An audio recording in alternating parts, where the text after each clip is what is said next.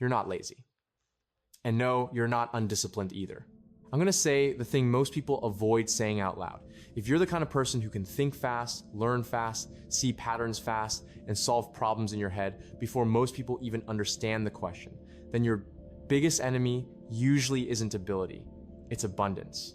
Too many options, too many angles, too many better ways to do the same simple thing. That's why you can look so sharp on day one. You start strong, you move fast, you feel alive. You make a plan that looks like it could change your life. And then you vanish. Not because you're a quitter, not because you don't care, but because your mind keeps rewriting the plan like it's a movie script that has to be perfect before it can be filmed. I've seen this pattern so many times, it's boring. And the worst part is, you've probably already diagnosed yourself. You know exactly what you should do. Sleep earlier, work deeper, train your body, learn the skill, publish the video, ship the project. You even build systems because you're smart enough to do that. You open Notion, you build dashboards, you color code routines, you track habits. You make it look professional, like you're running a company inside your brain. For a week, it works. And that week is dangerous because it convinces you that the solution is more structure. So you get excited, you tell yourself, finally, I cracked it. Then one tiny disruption shows up, a bad night of sleep, a stressful day, a sick kid, a random argument, a deadline, one small crack, and suddenly your entire rhythm collapses like a cheap chair. And here comes the part that makes intelligent people suffer more than everyone else. You don't even feel confused. You feel aware. You watch yourself avoid the work in real time. You know you're rationalizing. You know you're escaping. You know you're bargaining with yourself. You can literally hear the excuses forming, and you still do it. That's why it stings. Because now you're not only inconsistent, you're disappointed in yourself with full intelligence. You don't get to hide behind ignorance. You know exactly what's happening, and you still feel powerless to stop it. So what is it? It's not motivation. Motivation is a mood. It comes and goes. It's not discipline either, at least not in the way people talk about it.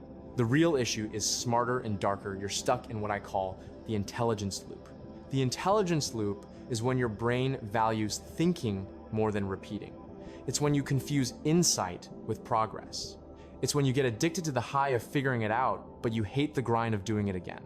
Repetition feels beneath you. It feels like something average people do.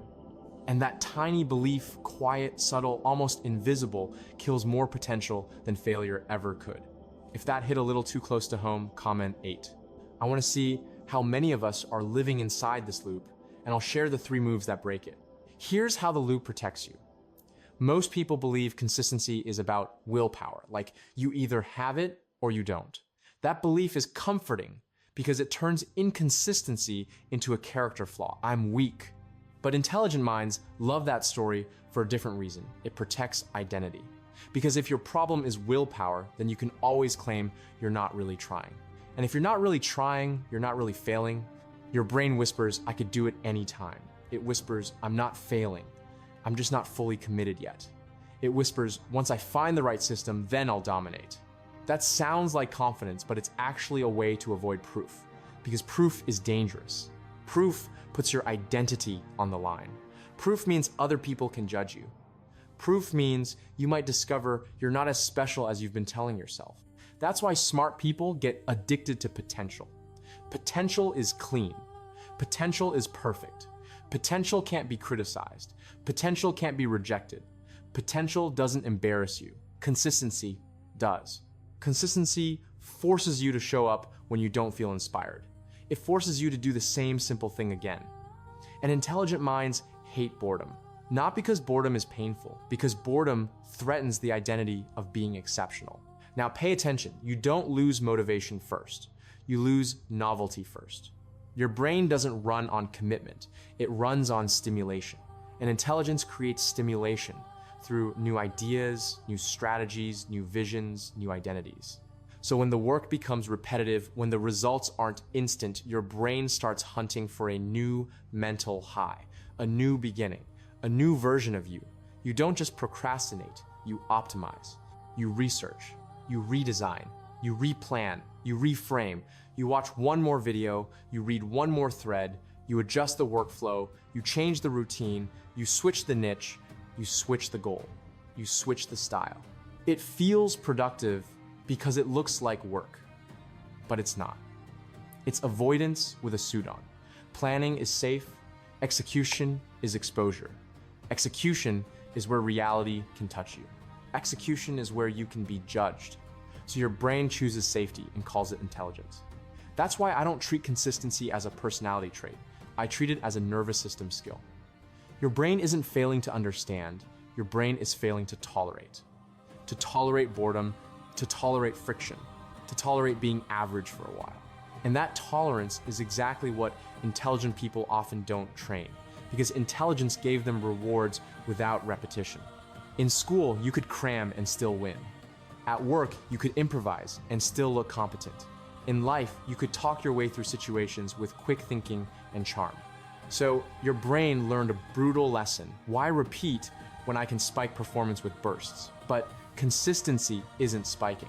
Consistency is staying, showing up. When it's boring, when it's slow, when nobody's clapping. If you've been living on bursts and resets, comment 8. I want to know you're here, and I'll walk you through the simple protocol that turns bursts into staying. Imagine you're on a long road trip. Your mind is the passenger. At first, it's excited. It plays music, it talks about the future, it points at the scenery. But after a while, it gets restless. It starts saying, let's take a different route. This road is pointless. We should stop. This isn't the best way. The mistake is thinking the passenger is the driver. So you obey. You turn. You stop.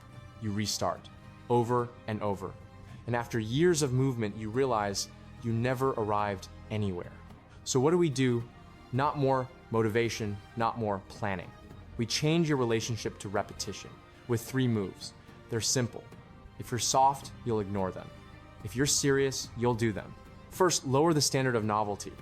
Not your IQ, your need to be entertained. Stop asking what's the best routine. Ask what's the smallest routine I can repeat even when my day is trash. If your system only works when you feel amazing, it's not a system, it's a mood. Make it stupidly small. So small it offends you. Offense is a sign you're touching the ego, because the ego wants dramatic change. Reality rewards boring consistency. Second, make consistency visible. Smart people love internal progress, but internal progress lies. Thinking feels like growth, so you mistake mental activity for real movement. You need external proof, a calendar, a streak, a tally, something physical. Not to hype yourself up, to keep you honest. Because your mind will try to rewrite history. It will say, you've always been inconsistent, and you need something that replies, no, I did it yesterday. Third, train boredom like a muscle. When you feel the urge to switch goals, don't fight it like a child throwing a tantrum. Label it like an adult. That's boredom. That's novelty, hunger. That's my brain trying to escape discomfort. And then do something tiny anyway. 2 minutes, 1 paragraph, 1 set, 1 page. You're not building output first, you're building tolerance first. And tolerance rewires your reward system.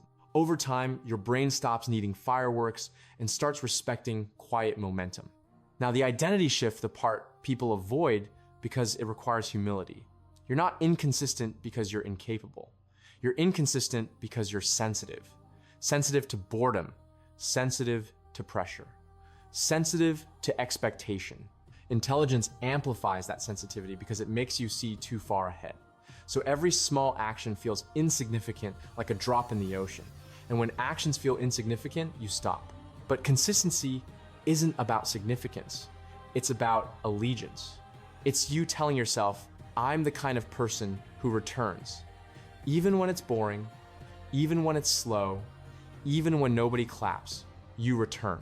And one day something flips, not dramatically, not like a movie scene, quietly. You wake up and the routine feels normal, not inspiring, normal. And that's when you've won. Because smart people don't need more ideas. They need fewer exits. They need a mind that can stay in the room when the room gets quiet. Start small, track reality, practice boredom, then repeat. Not until you feel ready, until you become someone who doesn't need to feel ready. Because consistency isn't heroic. It's a quiet identity, a person who returns again and again and again. until the future has no choice but to recognize you. And if you want more videos like this, simple frameworks, you can actually use subscribe to the channel. New episodes every week to help you build a mind that stays.